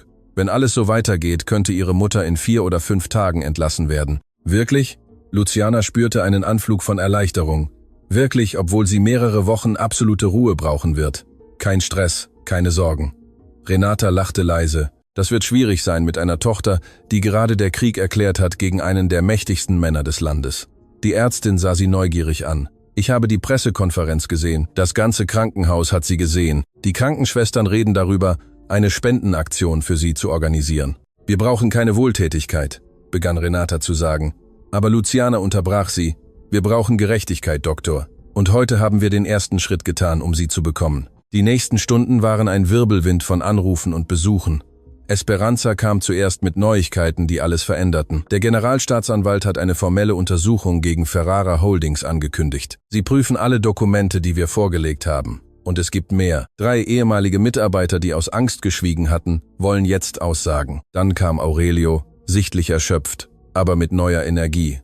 Maximiliano ist verschwunden. Er ist nicht zu Hause, nicht am Büro, nicht an seinen üblichen Orten. Seine Anwälte sagen, er prüfe rechtliche Optionen. Aber die Wahrheit ist, er flieht. Flieht. Luciana runzelte die Stirn. Wohin? Er hat Besitztümer in mehreren Ländern, Bankkonten in Steueroasen. Er könnte überall sein. Und die Anhörung morgen die beim Jugendamt. Aurelio lächelte zum ersten Mal seit Tagen. Abgesagt. Der Beamte, den Maximiliano gekauft hat, Rodrigo Paredes, wurde heute Morgen verhaftet. Er hat alles am Austausch für eine reduzierte Strafe gestanden. Die anonyme Anzeige gegen ihre Familie wurde offiziell fallen gelassen. Luciana spürte, wie ihr die Knie nachgaben. Renata hielt sie, während beide vor Erleichterung weinten. Das bedeutet, sie werden mich nicht von meiner Mama trennen. Das bedeutet genau das. Niemand wird sie jemals trennen. Aber die Ruhe währte kurz. An diesem Abend, als Luciana auf einem Stuhl am Bett ihrer Mutter döste, klingelte ihr Telefon. Es war eine blockierte Nummer. Sie zögerte, bevor sie abnahm. Etwas in ihrem Instinkt sagte ihr, es nicht zu tun, aber die Neugier war stärker. »Hallo, Luciana Vega.« Die Stimme am anderen Ende war verzerrt, unerkennbar. »Sie haben einen großen Fehler gemacht.« »Wer sind Sie?« »Jemand, der Dinge weiß, Dinge, die nicht einmal Don Aurelio über seinen geliebten Neffen kennt.« Luciana spürte einen Schauer über ihren Rücken laufen. »Welche Dinge?« »Maximiliano Ferrara ist nicht, wer jeder denkt. Seine Grausamkeit hat tiefere Wurzeln, als Sie sich vorstellen. Wurzeln, die bis in Ihre eigene Familie reichen. Meine Familie? Ich verstehe nicht. Ihre Großmutter, die Übersetzerin. Glauben Sie, es war Zufall, dass sie so jung starb? Glauben Sie, es war Zufall, dass Ihre Mutter genau bei Ferrara arbeitete? Lucianas Herz schlug so schnell, dass sie es in ihren Ohren hören konnte. Was sagen Sie? Ich sage, es gibt eine Geschichte, die Ihnen niemand erzählt hat. Eine Geschichte, die Ihre Familie seit Jahrzehnten mit den Ferraras verbindet. Und wenn Sie die ganze Wahrheit erfahren wollen, müssen Sie dort suchen, wo alles begann. Wo? Im persönlichen Archiv von Aurelio Montero. Fragen Sie ihn nach dem Jahr, in dem er Ihre Großmutter traf. Fragen Sie ihn, was in der französischen Botschaft passiert ist. Fragen Sie ihn, warum Ihre Mutter nie wusste, wer ihr Vater war. Die Leitung brach ab. Luciana blieb wie erstarrt stehen. Das Telefon noch am Ohr. Die Worte der mysteriösen Stimme hallten in ihrem Kopf, wieder wie Echos in einer dunklen Höhle. Ihre Großmutter, die französische Botschaft, der Vater ihrer Mutter. Was bedeutete das alles? Sie blickte zu Renata, die tief schlief, dank der Medikamente. Ihre Mutter hatte nie über ihren Vater gesprochen. Luciana hatte immer angenommen, es sei ein schmerzhaftes Thema. Etwas, das sie nicht fragen sollte, aber jetzt vervielfachten sich die Fragen wie Viren in ihrem Verstand. Wer war der Vater ihrer Mutter? Welche Verbindung hatte ihre Großmutter zu den Ferraras? Und warum wollte jemand, dass sie all das gerade jetzt wusste? Am nächsten Morgen konfrontierte Luciana Aurelio. Sie fand ihn in seinem Büro, wo er Dokumente für die Untersuchung gegen seinen Neffen prüfte. Als sie eintrat, bemerkte sie sofort, dass sich etwas in seinem Ausdruck verändert hatte. »Ich habe letzte Nacht einen Anruf erhalten«, sagte er ohne Umschweife. »Jemand sagte mir, ich solle Sie nach meiner Großmutter fragen, nach der französischen Botschaft, nach dem Vater meiner Mutter.« Die Farbe wich aus Aurelios Gesicht. Wer hat sie angerufen? Ich weiß es nicht. Die Stimme war verzerrt. Aber sie kannte Dinge, die mich erkennen ließen, dass es eine Geschichte gibt, die mir niemand erzählt hat. Aurelio ließ sich in seinen Stuhl fallen, als ob er plötzlich doppelt so schwer wäre. Ich hoffte, dass Sie das nie erfahren müssten, murmelte er. Ich hoffte, ich könnte Ihnen helfen, ohne dass die Wahrheit ans Licht kommt. Welche Wahrheit? Der alte Mann schloss lange die Augen. Als er sie öffnete, waren Tränen darin. Ihre Großmutter Catalina Vega war die außergewöhnlichste Frau, die ich je getroffen habe. Sie arbeitete als Übersetzerin an der französischen Botschaft, als ich sie traf. Sie hatte dasselbe Licht in den Augen wie Sie, dieselbe Leidenschaft für Sprachen, dieselbe innere Flamme. Er machte eine Pause, als ob jedes Wort einen körperlichen Aufwand erforderte. Wir verliebten uns. Es war eine verbotene Liebe. Unmöglich. Ich war verheiratet, hatte Verantwortungen, einen Ruf zu wahren, aber Catalina war wie ein Magnet. Ich konnte mich nicht von ihr lösen, obwohl ich wusste, dass ich es tun sollte. Luciana spürte, wie der Boden unter ihren Füßen schwankte. Sie sagen, sie und meine Großmutter hatten eine Beziehung. Sie dauerte fast 2 Jahre, und aus dieser Beziehung wurde ein Kind geboren. Ein Kind, das Catalina allein aufzog, weil ich zu feige war, sie öffentlich anzuerkennen. Meine Mutter, flüsterte Luciana. Meine Mutter ist ihre Tochter. Aurelio nickte und konnte ihr nicht in die Augen sehen. Renata ist meine Tochter. Was bedeutet, dass du, Luciana, meine Enkelin bist? Lucianas Welt brach zusammen und baute sich in einem Augenblick neu auf. Alles, was sie zu wissen glaubte über ihre Familie, über ihre Geschichte, über sich selbst, war eine Lüge. Meine Mutter weiß das. Nein, Catalina hat es ihr nie gesagt. Sie hat mich gebeten, das Geheimnis bis zu meinem Tod zu bewahren. Aber jetzt ist Ferrara ihr Neffe. Luciana verband die Punkte mit wachsender Entsetzung. Das bedeutet, Ferrara ist der Cousin meiner Mutter. Das bedeutet, der Mann, der uns zerstören wollte, ist meine Familie. Ja, Aurelio blickte sie endlich an. Maximiliano weiß nichts davon. Niemand wusste es, außer mir und ihrer Großmutter. Aber jemand anderes hat die Wahrheit herausgefunden. Jemand, der sie benutzen will. Benutzen wofür? Das weiß ich nicht. Aber wir müssen es herausfinden, bevor es zu spät ist.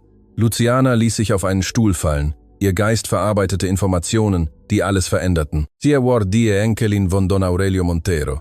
Die Cousine von Maximiliano Ferrara, die Erbin eines Vermächtnisses, von dem sie nie wusste, dass es existierte. Und jemand irgendwo kannte all diese Geheimnisse und nutzte sie als Spielfiguren in einem Spiel, das sie kaum zu verstehen begann. »Was tun wir jetzt?« fragte sie mit zitternder Stimme. »Jetzt.« Aurelio stand mit neu gewonnener Entschlossenheit auf. »Wir finden heraus, wer dahinter steckt. Und wir finden heraus, was er wirklich will.« Aber bevor sie den ersten Schritt tun konnten, klingelte Aurelios Telefon. Es war Esperanza, und ihre Stimme klang verängstigt. »Don Aurelio, schalten Sie jetzt die Nachrichten ein.« Aurelio schaltete den Fernseher ein. Das Bild, das erschien, ließ beide den Atem anhalten. Maximiliano Ferrara stand vor einem Mikrofon mit einem todbringenden Lächeln, und die Worte, die er sprach, veränderten alles. »Ich habe Informationen, die Don Aurelio Montero zerstören werden und werden enthüllen, dass die kleine Heldin Luciana Vega Teil einer Familienverschwörung ist, um mein Unternehmen zu stehlen, und ich habe die Beweise, um dies zu beweisen.« Maximiliano Ferraras Worte hallten auf dem Bildschirm wie ein Todesurteil wider. Luciana spürte, wie die Luft aus ihren Lungen wich. Aurelio wurde sichtlich blass, seine Hände zitterten, als er seinen Neffen auf dem Bildschirm beobachtete. In den nächsten 24 Stunden, fuhr Ferrara mit diesem tödlichen Lächeln fort, werde ich Dokumente enthüllen, die beweisen, dass Don Aurelio Montero seit Jahrzehnten plant, die Kontrolle über mein Unternehmen zurückzugewinnen, und seine Geheimwaffe ist ein Kind, das sich als seine uneheliche Enkelin herausstellt. Das Wort traf Luciana wie ein Faustschlag. Unehelich. Als ob ihre Existenz ein Fehler wäre, als ob ihr Leben ein Fleck wäre, der ausgelöscht werden müsse. Diese angebliche Geschichte von David gegen Goliath, spuckte Ferrara die Worte, ist tatsächlich eine Familienverschwörung, um mich zu zerstören. Und ich habe jemanden, der alles bestätigen kann. Die Kamera bewegte sich und enthüllte eine Person, die neben Ferrara saß. Sebastian Rios, der Anwalt, der seine rechte Hand gewesen war, der Mann, der jeden grausamen Befehl, jede rücksichtslose Rache ausgeführt hatte. Nun stand er dort mit einem nervösen, aber entschlossenen Ausdruck. Herr Rios, wandte sich Ferrara an ihn, erzählen Sie der Welt, was Sie wissen.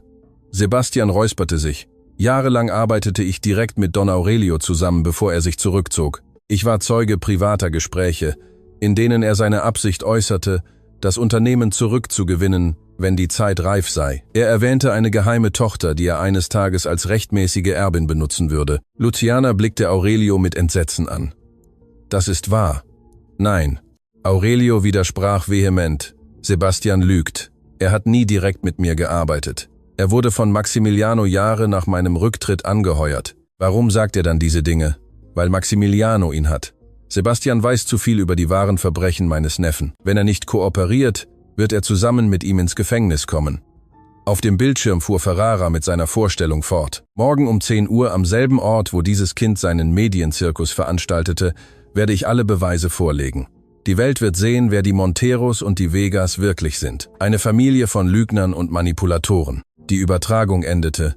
Die Stille in Aurelios Büro war erdrückend. Wir müssen etwas tun, durchbrach Luciana die Stille.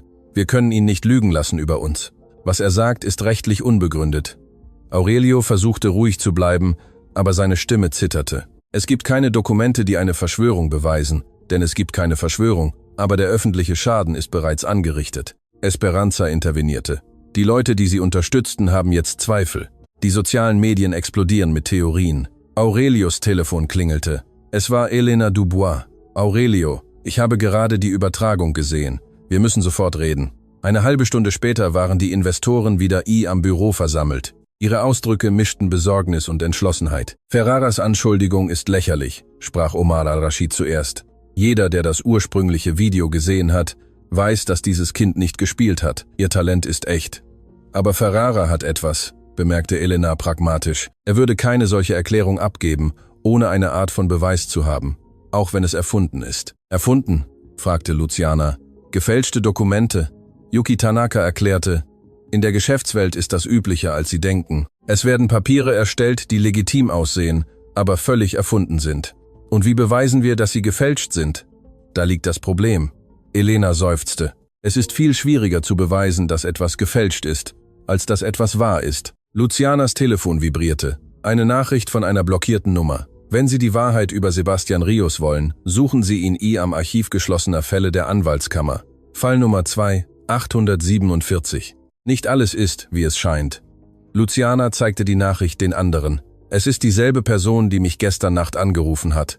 Wer weiß etwas über meine Großmutter und meine Familie? Hilft uns jemand aus den Schatten? Aurelio runzelte die Stirn. Aber wer? Wer auch immer es ist jetzt egal. Esperanza tippte schnell und griff auf Datenbanken zu, die Luciana nicht kannte. Hier ist es. Esperanza drehte den Bildschirm. Fall 2847 der Anwaltskammer. Sebastian Rios wurde vor Jahren wegen Dokumentenfälschung in einem Zivilfall untersucht. Die Untersuchung wurde wegen mangelnder Beweise eingestellt, aber die Akte erwähnt etwas Interessantes. Was? Alle fragten ihr am Chor. Der ursprüngliche Anzeigenerstatter wurde bedroht und zog die Klage zurück. Raten Sie mal, wer die rechtliche Vertretung der beklagten Partei war. Ferrara Holdings. Aurelio, murmelte er. Genau. Sebastian fälscht seit Jahren Dokumente für Ferrara und tut jetzt dasselbe gegen uns. Die Nacht fiel über die Stadt. Während die Gruppe fieberhaft arbeitete, wusste Luciana, dass sie ins Krankenhaus zu ihrer Mutter zurückkehren musste. Aber sie wusste auch, dass alles, was sie erreicht hatten, zusammenbrechen würde, wenn sie Ferrara nicht jetzt aufhalten würden. »Ich muss meine Mama besuchen«, sagte sie schließlich. »Sie weiß nichts von dem, was passiert. Geh.« Aurelio nickte. »Wir arbeiten weiter. Morgen brauchen wir all unsere Kraft. Don Aurelio.« Luciana blieb an der Tür stehen. »Meine Mutter weiß nicht, dass Sie Ihr Vater sind. Wann werden Sie es ihr sagen?« Der alte Mann senkte den Blick. »Wenn das hier vorbei ist. Ich will Sie jetzt nicht noch mehr belasten. Sie verdient es, die Wahrheit zu erfahren. Das weiß ich, und ich werde es ihr sagen. Das verspreche ich dir.« Im Krankenhaus war Renata wach und sah die Nachrichten pirmpf am kleinen Fernseher. »Ich habe Ferraras Pressekonferenz gesehen«, sagte sie, als Luciana eintrat. »Dieser Mann hat keine Grenzen.« »Mama, es gibt etwas, das ich dir erzählen muss.« Luciana setzte sich ans Bett ihrer Mutter und erzählte ihr alles. Von Aurelio, von Catalina, vom Geheimnis, das jahrzehntelang verborgen geblieben war. Mit jedem Wort wechselten Renatas Gesichtsausdrücke zwischen Überraschung, Unglauben, Schmerz, Verwirrung. »Aurelio Montero ist mein Vater.« Ihre Stimme war kaum mehr als ein Flüstern. »Ja, Mama, du bist seine Tochter und ich bin seine Enkelin und Ferrara ist dein Cousin und meiner auch.« Renata schloss die Augen. Tränen begannen leise über ihre Wangen zu laufen. »Meine Mutter hat mir nie etwas gesagt«, murmelte sie. »Immer wenn ich nach meinem Vater fragte, wechselte sie das Thema. Sie sagte, einige Geheimnisse sei es besser, nicht zu kennen. Bist du wütend?« Renata öffnete die Augen und sah ihre Tochter an. »Ich weiß nicht, was ich fühle. Mein ganzes Leben dachte ich sei die Tochter von niemandem, dass mein Vater mich einfach nicht wollte. Und jetzt erfahre ich, dass er einer der reichsten Männer des Landes ist, der uns jahrelang beobachtet hat, ohne etwas zu sagen. Er hatte Angst, Mama. Angst, das Andenken von Großmutter zu beschmutzen. Angst, dein Leben zu verkomplizieren. Und das rechtfertigt es. Jahrzehnte des Schweigens, während wir ums Überleben kämpften. Luciana hatte keine Antwort. Sie verstand den Zorn ihrer Mutter. Sie verstand auch Aurelios Gründe, aber verstehen bedeutete nicht Akzeptanz. »Ich möchte ihn sehen«, sagte Renata plötzlich. »Jetzt, sofort, bevor es morgen wird, bevor dieser Mann Ferrara das wenige zerstört, was uns noch bleibt.« Aurelio traf eine Stunde später am Krankenhaus ein. Luciana wartete draußen vor dem Zimmer und gab ihnen Privatsphäre. Durch die geschlossene Tür konnte sie Stimmen hören. Zuerst ruhig, dann intensiver, dann Schluchzen. Das Gespräch dauerte fast 2 Stunden. Als Aurelio schließlich herauskam, waren seine Augen rot vom Weinen. Er schien in einer Nacht um 10 Jahre gealtert zu sein. »Wie geht es ihr?« fragte Luciana. Wütend, verletzt, verwirrt. Aurelio lehnte sich gegen die Wand. Sie hat jedes Recht, sich so zu fühlen. Ich habe ihr die Chance geraubt, ihren Vater kennenzulernen. Ich habe ihr ein Leben geraubt, das anders hätte sein können. Hat sie Ihnen vergeben? Ich weiß es nicht. Sie sagte, sie brauche Zeit, aber sie sagte auch etwas, das mir Hoffnung gab. Was? Sie sagte, dass sie trotz allem stolz auf dich ist, auf die Frau, zu der du geworden bist. Und dass, wenn ich etwas damit zu tun hatte, auch nur indirekt, dann gibt es vielleicht etwas Gutes inmitten so vieler Fehler. Luciana spürte, wie sich Tränen in ihren Augen bildeten. Sie betrat das Zimmer und fand ihre Mutter beim Blick aus dem Fenster vor. »Mama.« Renata drehte sich um. Ihr Gesicht zeigte die Spuren der Tränen.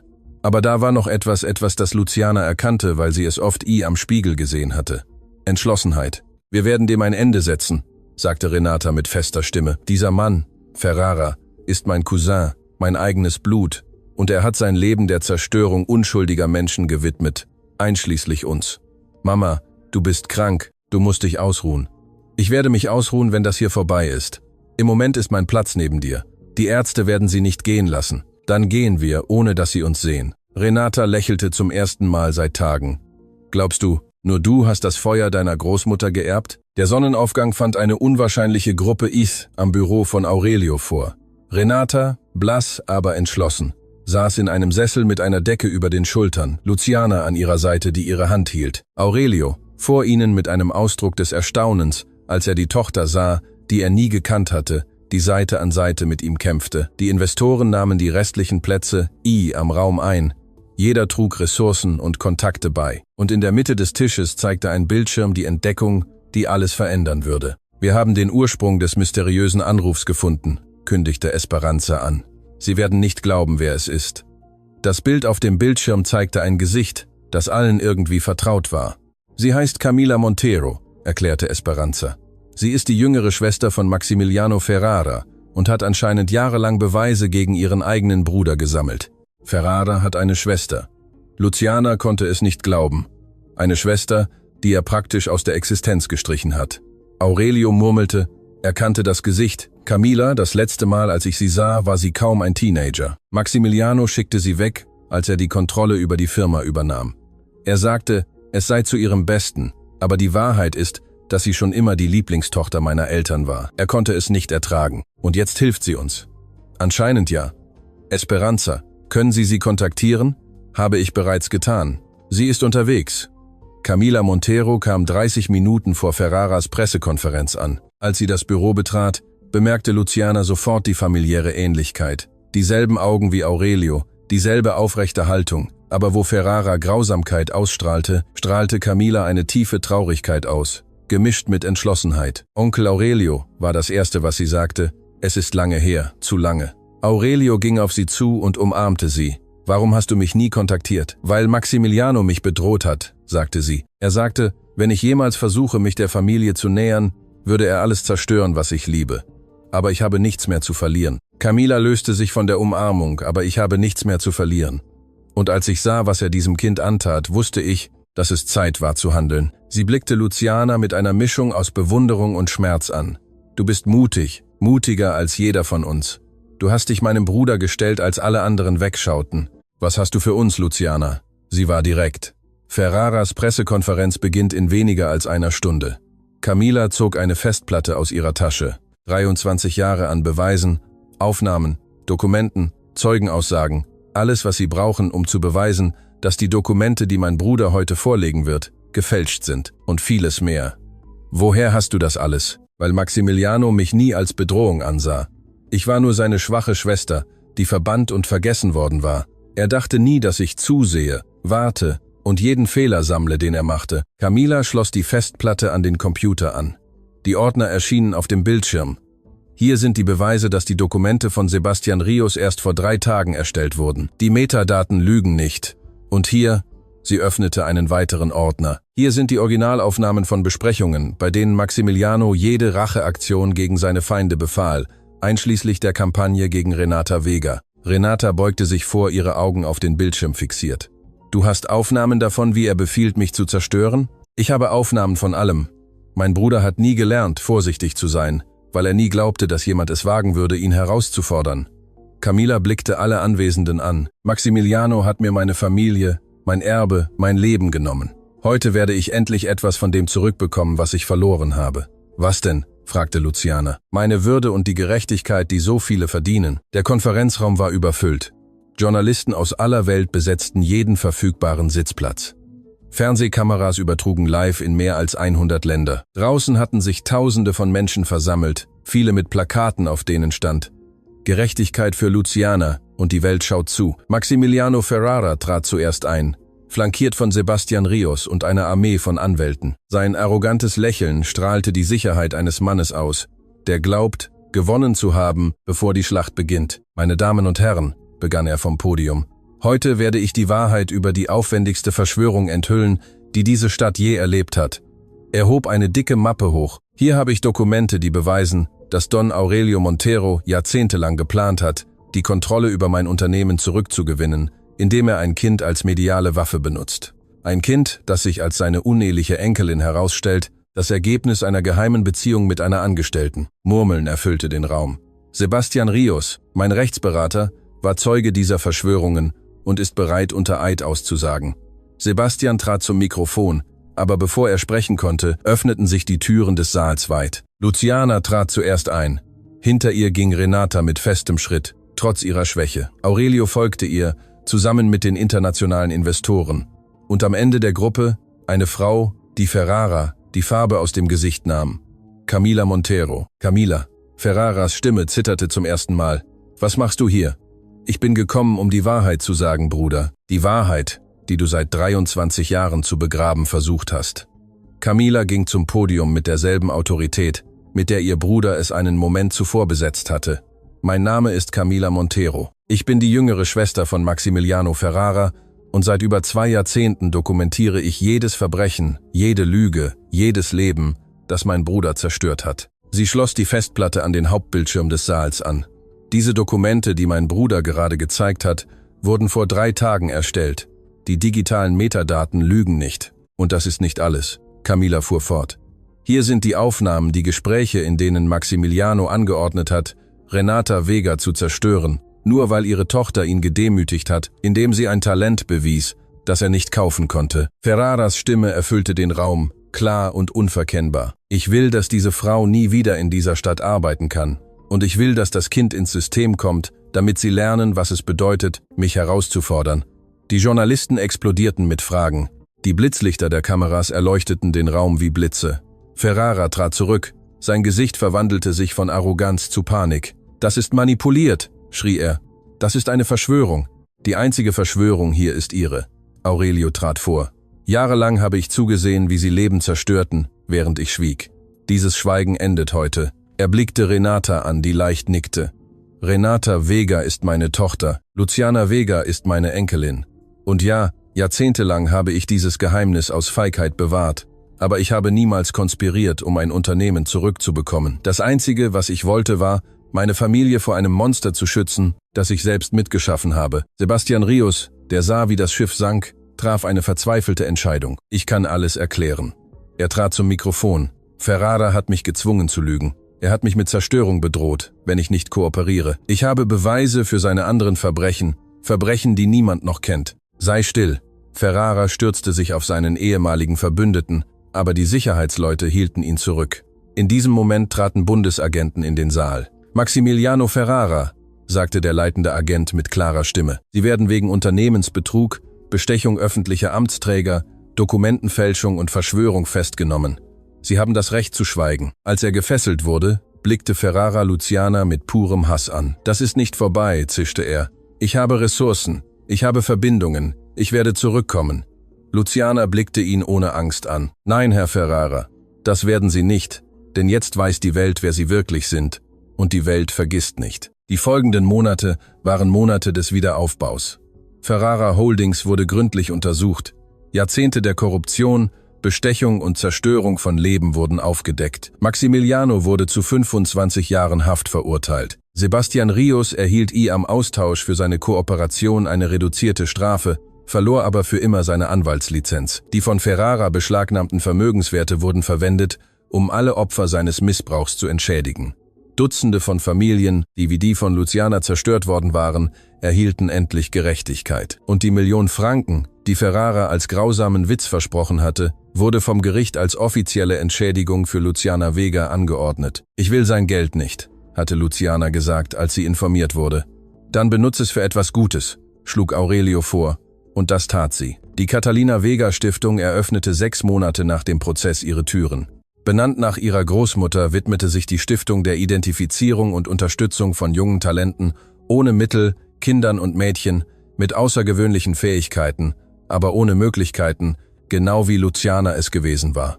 Elena Dubois, Omar Al-Rashid und Yuki Tanaka wurden Hauptsponsoren. Camila Montero spendete ihren Teil des Familienerbes für Bildungsstipendien und Aurelio, endlich mit seiner Tochter Renata versöhnt, widmete seine letzten Jahre der Arbeit an der Seite seiner Enkelin. Renata erholte sich vollständig von ihrer Krankheit. Die besten Ärzte, bezahlt mit Mitteln, die sie sich endlich leisten konnten, behandelten sie, bis ihre Gesundheit stärker war als je zuvor. Jetzt arbeitete sie als Koordinatorin der Stiftung und half anderen Müttern, die dieselben Kämpfe durchmachten wie sie. »Mama«, fragte Luciana sie eines Nachmittags, als sie Stipendienanträge prüften.